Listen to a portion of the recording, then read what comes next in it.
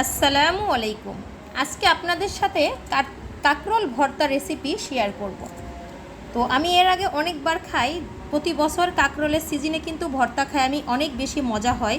তো এখানে হচ্ছে কাঁচামরিচ কুচি, পেঁয়াজ কুচি, সাথে লবণ নিয়ে নিছি, আর দিব সরিষার তেল। এই ভর্তাটা কিন্তু অনেক বেশি মজা হয়। তো চলেন একসাথে সব কিছু মেখে নিই।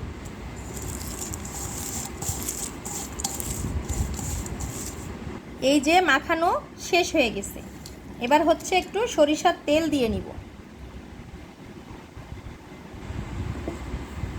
সরিষার তেল দিয়ে আবার একটু কষলে নিব। তারপর এই যে দেখেন, কে কে এভাবে ভর্তা বানিয়ে খান অবশ্যই কমেন্ট করে কিন্তু জানাতে ভুলবেন না।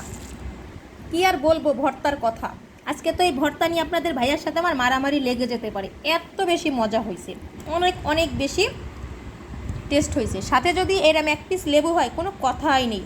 ভালো থাকবেন, আল্লাহ হাফেজ।